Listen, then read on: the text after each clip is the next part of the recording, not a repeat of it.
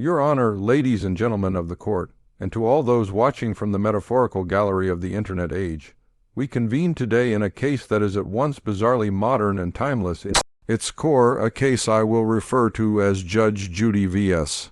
The TikTok Defense, Excuses Dismantled. At first glance, it may look like a clash between generations. The sharp, seasoned gavel of Judge Judy on one side and the frantic glow of vertical videos on the other.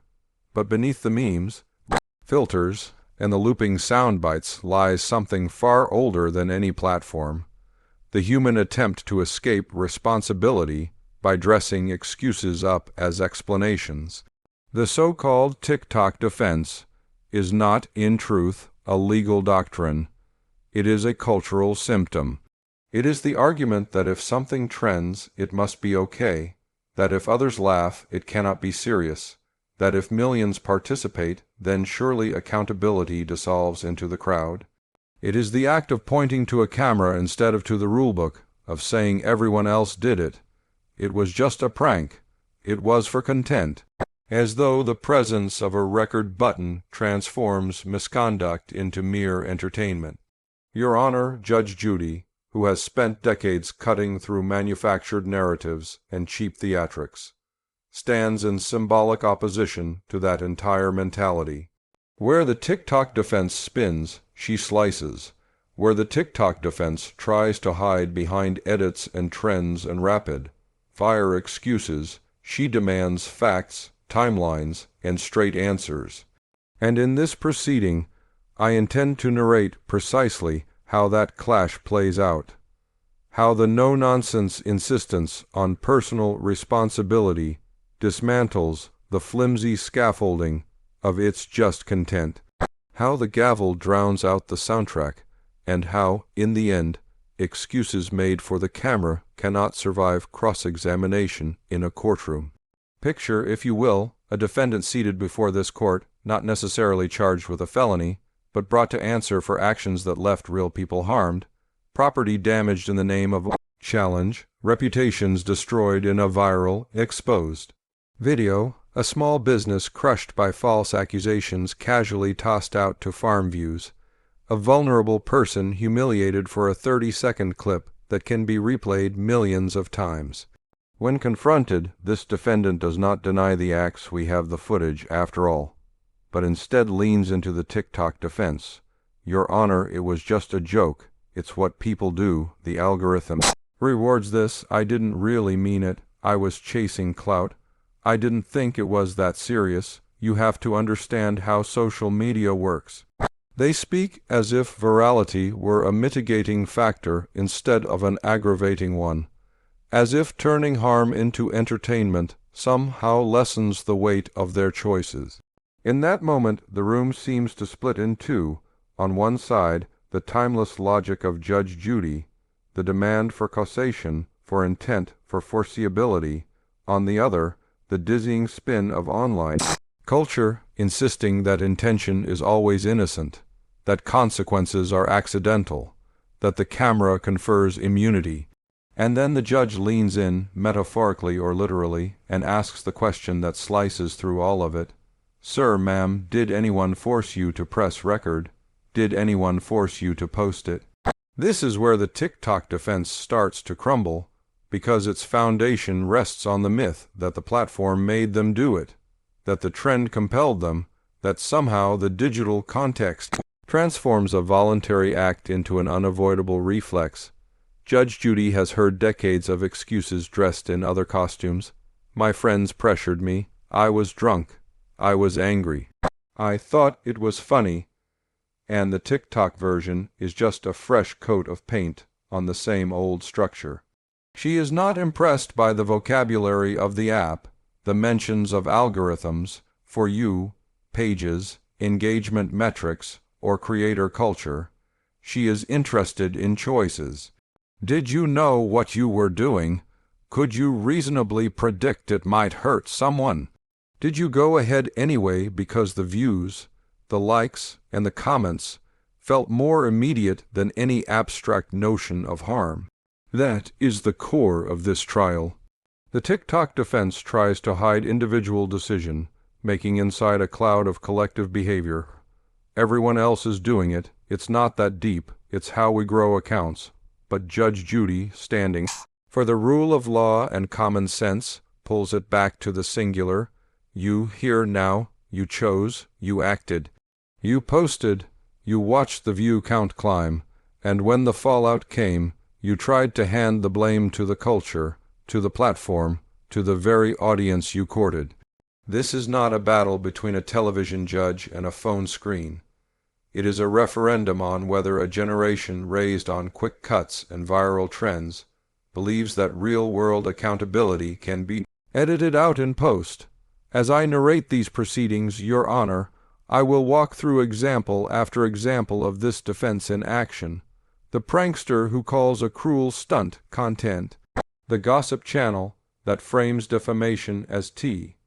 The opportunist who harasses strangers in public and shrugs. That's just the bit. As though labeling something a bit erases the bruises, the fear, the humiliation. Each time, the TikTok defense clings to the same core claim. If people laughed, if they followed, if they shared, then how bad could it really be? And each time, Judge Judy's philosophy answers with uncompromising clarity. The fact that a crowd gathers does not absolve wrongdoing. It amplifies it. 1,000 laughs at someone else's expense do not convert cruelty into comedy. They multiply the wound. The camera does not sterilize harm, it preserves it. The idea that it's just online collapses under the simplest questions. Did this cost someone money, dignity, safety, peace of mind? Did you know there was a person on the other end of that screen? Or did you choose not to think about it? When the judge insists on these questions, she is not being out of touch. She is dragging the conversation back from the haze of trends and sounds and filters to the bedrock of responsibility. That is the essence of the clash before us, and that is the foundation on which this entire narrated confrontation, Judge Judy vs. TikTok defense, excuses dismantled, will rest as we proceed further into the evidence, the cross-examinations, and the final reckoning where excuses meet the gavel. Your Honor, as the narrative of this case unfolds, I ask you to picture with clarity the moment when the TikTok defense is no longer an abstract idea, but a living, breathing strategy sitting in the witness chair, shifting uncomfortably as each excuse is tested against the unblinking standard of responsibility that you, like Judge Judy before you, insist upon. The defendant, a self-styled content creator, begins with the familiar refrain, "It was just a prank." They say it lightly at first, as though the word prank were a magic shield, as though the entire force of law and morality must retreat before the claim that they were just trying to be funny. But as we guide them step by careful step through what actually happened, the humor drains away. Did you know the shopkeeper you screamed at was elderly and alone behind the counter? Did you see the fear in her face when you leapt over the display, when you threw those items on the floor for the sake of a shocking thumbnail? Did you understand that your smash and laugh challenge required your audience to believe, at least for the span of the video, that a crime was being committed? And when you uploaded it, when millions saw it, when strangers messaged that shopkeeper, replaying her terror over and over, did you ever go back and delete it before the backlash forced your hand? The defendant shifts, stammers, and the TikTok defense moves to its next line of retreat. But, Your Honor, nobody was really hurt. She wasn't physically harmed. It is at this moment that Judge Judy's legacy speaks loudest, even if she is not physically present in this room. For years she has cut through similar nonsense with one simple insistence: harm is not limited to broken bones. Reputations can be harmed, safety can be harmed, peace of mind can be harmed, a person's sense of dignity can be shredded by being turned into a joke without their consent. So we ask again, when you posted that woman's face, without blurring, without permission, Did you think about how it would feel for her family to see it? Did you imagine her grandchildren stumbling across a video where their grandmother is mocked in the comments, called names, meme-ified as that scared old lady from the prank? Did you imagine her worrying every time a young person walks through her door that they're not there to buy anything, but to harvest her fear for content? The defense falters and regroups, turning now to the language of the platform. It was trending. There were thousands of these videos. The algorithm pushed this kind of content. I was just playing the game the way everybody does. Your Honor, this is where the TikTok defense shows its true colors, because it attempts to relocate the defendant's moral agency from their own mind and hands into an invisible system they call the algorithm, as though a mathematical model were the true culprit here, as though they were merely a passenger swept along in a digital current with no paddles. Judge Judy, if she were addressing this witness, would cut that argument off at the knees with one question. Did the algorithm have your password? Of course not. You chose your login, you hit record, you hit post, you scrolled through the footage and picked the take that looked best to you. You wrote the caption with a laughing emoji, you chose the sound, you watch the triangles of views climb. An algorithm does not compel, it entices, and adults or even teenagers old enough to stand in this courtroom cannot be permitted to pretend that enticement equals compulsion. To accept that would be to declare that any system capable of rewarding bad behavior absolves the people who choose to engage in it. That is not law, that is surrender. The defendant, feeling the pressure, pivots again, but Your Honor, people loved it. The comments were positive at first. Millions laughed, they shared, they tagged their friends. It was obviously entertaining. And here we see another central pillar of the TikTok defense. The idea that popularity justifies the conduct, that virality itself is proof that the act was, if not right, then at least forgivable. Yet popularity and morality have never been the same thing. Crowds have cheered many injustices throughout history. Applause does not retroactively cleanse the act that earned it. Judge Judy has long refused to allow the noise of an audience to sway her analysis. And in this case, that tradition must continue. We examine the actual content of those comments, how many of them mocked the victim, calling her dramatic, weak, overreacting. How many used her image as a reaction GIF, divorced from her humanity, turned into a universal symbol for LOL, look at this scared old person. Even the positive engagement contributes to the harm, because each share extends the moment of violation into new spaces, new timelines, new audiences, long after the defendant has moved on to their next bit. In this courtroom, we do not measure the rightness of an act by the number of views it garnered. We measure it by the standard of whether a reasonable person could foresee harm, and yet chose to act anyway, and the defendant's own actions make the answer plain. They knew people would laugh precisely because someone was embarrassed, scared, or humiliated. That was the hook. That was the selling point. The laughter was built on another's pain. No number of likes can transmute that foundation into something noble or harmless. The TikTok defense, desperate now, plays its final card. I apologized. The defendant says, I made a follow-up video. I said I was sorry. Isn't that enough? That's how things work online.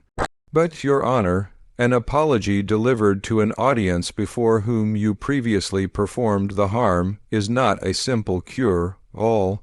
Sometimes those apologies are performative, crafted less to heal the injured party and more to soothe the outrage of the crowd, more concerned with brand salvage than genuine contrition.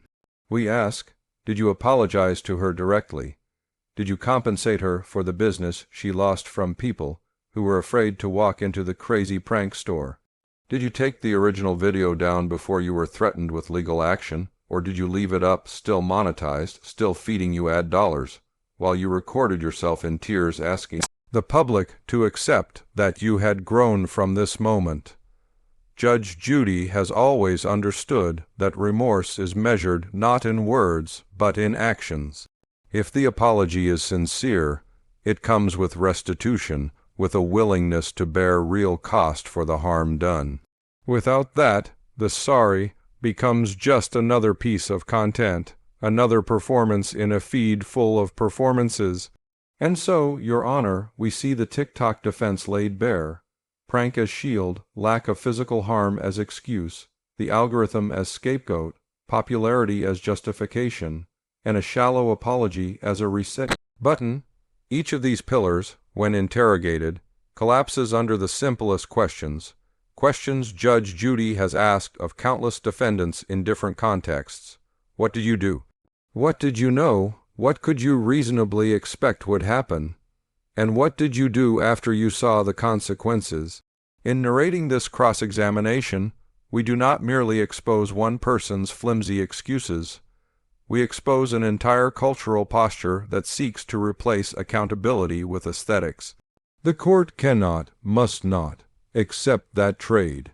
Your Honor, there is another dimension to this confrontation between Judge Judy's ethos and the TikTok defense that must be addressed, and it concerns the way our culture has started to treat authenticity, performance, and truth as if they were interchangeable, as if the mere act of broadcasting one's feelings, or simulations of feelings, somehow cleanses the underlying conduct. In the social media world, sincerity is often performed for clicks. On Monday, a creator orchestrates a cruel prank. On Tuesday, once backlash hits, they film themselves crying into the front, facing camera, with dramatic music layered underneath, explaining how they are learning and growing, and on a journey. The comments fill with statements like, "We all make mistakes." "You didn't deserve this hate. Stay strong, Queen." The narrative is now about their pain, their struggle, their redemption arc. The person they originally harmed is relegated to the background, a prop in someone else's character development. This is perhaps the most insidious aspect of the TikTok defense. It weaponizes vulnerability as a shield, turning criticism into bullying, turning accountability into cancel culture, and trying to persuade everyone, including, dangerously, courts and institutions, that any attempt to impose consequences is a form of cruelty against the creator who just wanted to entertain.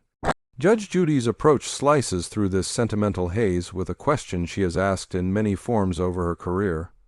Are you crying because you're sorry, or because you got caught? In this case, we ask the same of our defendant. Before the backlash, were there any signs of introspection, any private messages to the victim, any attempt to remove or edit the harmful content? Or did the self-reflection begin only after sponsors dropped you, after your follower count began to slip, after the hashtag turned against you? The difference is crucial. True remorse often precedes public pressure. Performative remorse follows it like a shadow, convenient and self-centered. The TikTok defense tries to collapse that distinction, to argue that feelings are all that matter, that if the creator feels hurt now, their previous actions must be understood, forgiven, minimized. But in this courtroom, and in the courtroom ethos symbolized by Judge Judy, we cannot confuse emotional display with moral repair. Tears do not pay back stolen money. Anguished monologues do not rebuild shattered reputations. Aesthetic vulnerability can be compelling content without being evidence of genuine character change. We must look instead to conduct over time. Did the defendant alter their behavior permanently, choosing not to pursue that brand of content again, even when the temptation arose? Did they use their platform to educate their audience about why their former behavior was wrong, not in a way that centered their own suffering, but that acknowledged the suffering of the person they hurt? Or did they pivot briefly to wholesome content until the storm passed, then return to the same or similar tactics under a more subtle guise? These are factual questions, not feelings. Judge Judy's commitment has always been to facts. The TikTok defense, however, thrives in the murky realm where facts get blurred by filters and editing, where timelines can be manipulated. A creator may delete old videos, claim they never meant it that way, cherry-pick supportive comments to prove they did nothing wrong. Here, the court must adopt the same skepticism that Judge Judy brings to every self-serving narrative. When someone says, "I never told people to harass her," we must read the caption. Did it encourage followers to let her know what we think? Did it joke, "Go blow up her comments," with a winking emoji, knowing full well what online mobs do when unleashed? When someone insists we resolved it privately, we ask for evidence. Was there a written agreement, a formal apology, any statement from the victim confirming their consent to move on? Or is "we resolved it" just another way of saying, "I hope everyone stops asking me about this so I can get back to posting as usual"? The TikTok defense leans heavily on ambiguity. Judge Judy's style thrives on clarity. There is also the invocation of free speech, another favorite refuge for those caught in the web of their own content. "Your Honor, aren't you infringing on my freedom of expression? We're allowed to joke, we're allowed to criticize, we're allowed to say what we think. Indeed we are." But free speech has never meant freedom from consequences imposed by other private actors, and it has never meant the right to defame, to harass, or to invade privacy without recourse. Judge Judy's courtroom has always been a reminder that words can be actionable when they cross certain lines, when they become lies that harm reputations, when they become threats, when they accompany acts that cause measurable damage. The TikTok defense tries to expand free speech to include everything from coordinated harassment campaigns to doxing, as though any constraint on behavior were an assault on liberty. In this narrative, the defendant casts themselves as a brave truth teller silenced by an overreactive system, when in reality they may have been a gossip merchant repeating unverified allegations against a private individual for the sake of tea and drama. Judge Judy's ethos steps in here with another simple distinction. Are you speaking truth, or are you spreading gossip that you didn't care enough to verify? Are you criticizing power, or are you punching down at someone with far fewer resources, far less of a platform to defend themselves? The TikTok defense thrives on the conflation of these categories, because it wants the protections accorded to the former while engaging in the latter. The court cannot allow that confusion to stand. By disentangling protected speech from harmful conduct, we uphold both freedom and accountability. Finally, we must consider the psychological armor the TikTok defense attempts to wrap around itself, the idea that this is just how the internet is, that cruelty and callousness are structural features of the landscape, and that individuals who participate are merely adopting the norms of the space. The implication is that expecting decency online is naive, that holding someone accountable for digital misdeeds is akin to trying to scoop water out of the ocean with a cup. Judge Judy's career is a living argument against that fatalism. She has spent years telling defendants, in essence, "I don't care what your friends do, I care what you did." In this courtroom, we repeat that philosophy. Yes, the internet is often cruel. Yes, platforms incentivize shock, outrage, and mockery. No, that does not absolve you when you personally choose to ride that wave. To accept otherwise would be to declare that any sufficiently popular form of vice becomes virtue by default. That is a surrender we cannot permit. The law and the Judge Judy ethos insists that every individual still has a conscience, still has choices, still has the capacity to say, "I will not build my success on someone else's suffering." That insistence is what the TikTok defense hopes to erode. Our work here, Your Honor, is to ensure it does not succeed. Your Honor, having examined the excuses and the culture that nourishes them, we now arrive at the moment where narrative must give way to verdict, where we decide what lesson this clash Judge Judy, vs. TikTok defense, excuses dismantled, will leave behind in the minds of those who are watching, not only in this courtroom but across every screen where these arguments will be replayed, debated, and, we hope, internalized. The question before us is not merely whether this particular defendant is guilty of a particular wrong. It is whether we will allow the logic of the TikTok defense to seep into our broader understanding of responsibility if we let "I did it for content" stand alongside legitimate legal defenses like duress or mistake of fact. We will have rewritten a fundamental rule of civilized life, that human beings are accountable for the foreseeable consequences of their voluntary actions. Judge Judy's long career has been a public testimonial to that principle. She has looked into the eyes of countless people who tried to wrap their misdeeds in stories, in excuses, in elaborate scripts, and she has stripped those narratives down to their essential core. You knew, you chose, and now you must face what follows. That is the spirit we must affirm here. The remedy we seek is not draconian. We are not arguing that every flawed joke, every awkward attempt at humor, every misjudged post should lead to ruin. We are not asking the court to criminalize clumsiness or to extinguish spontaneity. What we are insisting upon is a bright line between content that is merely silly and content that weaponizes humiliation, lies, or genuine fear for entertainment. The former is the lifeblood of the Internet. The latter is a moral toxin. In this case, the defendant crossed that line knowingly. They orchestrated scenarios engineered to scare, embarrass, or damage, knowing that the target's distress would be the hook that made viewers stop scrolling. They relied on the anonymity of crowds and the speed of trends to shield them, trusting that by the time the harm was fully felt, the world would have moved on to the next viral moment.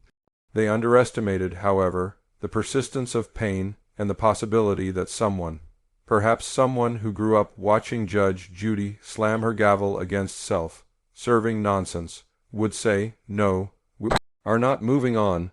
We are going to talk about what you did until we've done it justice." The court's task is to translate that moral clarity into concrete outcome. In practical terms, that may mean ordered restitution to the victim, compensation for lost income, therapy costs if necessary, or other measurable damages. It may mean a formal injunction forbidding the defendant from reposting or monetizing the harmful content. It may mean a requirement that any apology be specific, factual, and directed first and foremost to the harmed party, rather than to the creator's audience. Some may say that such remedies are harsh in the context of just a video, but that objection once again underestimates the reality that digital acts have offline consequences. A video that lives forever online can cast a shadow over someone's real life for years. Employers may see it, neighbors may see it, future partners may see it. When we calibrate our remedies, we must calibrate them to the actual harm, not to the casual language used to minimize that harm. Moreover, this verdict will send a signal to others who stand at the edge of similar decisions. There are countless young people today staring at their phone screens, tempted to cross that line for the sake of attention. They are watching to see what happens when someone is finally called to account. If the outcome is negligible, if the court shrugs and treats this as harmless internet drama, then the lesson they will learn is that the worst consequence of cruelty is a few days of bad comments and then back to business as usual. But if the court responds with measured, meaningful consequences, the lesson shifts. They will see that law and society are beginning to align in saying, "No, you may not sacrifice another person's dignity on the altar of engagement without cost." Judge Judy's symbolic presence in this case matters because she embodies a kind of moral backbone that many feel is missing from our public discourse. She has never been afraid to be called mean when holding someone to account, never been cowed by accusations that she is too harsh for expecting adults to act like adults. The TikTok defense, by contrast, leans heavily on the fear of being labeled judgmental or out of touch. It tries to suggest that any pushback against harmful content is prudish or square, that the internet is just like that, and anyone who disagrees should log off.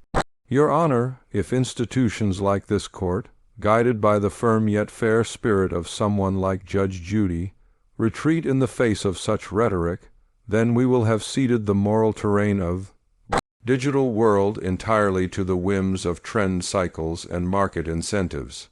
Our goal should be different, to carve out, even in the chaos of the feed, a space where law and ethics assert themselves.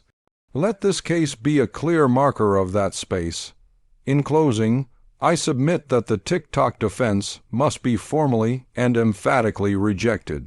Not because platforms do not shape behavior, they do, but because recognizing that influence does not require us to surrender the concept of individual responsibility. Not because creators cannot grow and change, they can, but because genuine growth requires a clear-eyed acknowledgement of harm, not a hiding behind aesthetic performances of repentance. And not because the internet cannot be a place of fun, irreverence, and wild creativity. It absolutely can, but because joy built on the suffering of unwilling participants is not harmless. It is corruption disguised as entertainment. The narrative we choose to endorse here will echo in every subsequent case where someone stands up and says, "I did it for the views," as though that were a magic password. Let our answer be the same one Judge Judy has given, in essence, for decades. Your motivation may explain your behavior, but it does not excuse it. You are responsible for what you chose to do. On behalf of those who have been turned into punchlines without consent, on behalf of those who fear that one wrong interaction in public could become the next viral humiliation, and on behalf of a generation that deserves better examples from its influencers, I ask this court to rule firmly, clearly, and without apology that excuses dressed in TikTok aesthetics remain excuses, and that when excuses collide with the gavel, it is the gavel and the principle of accountability it represents that must prevail.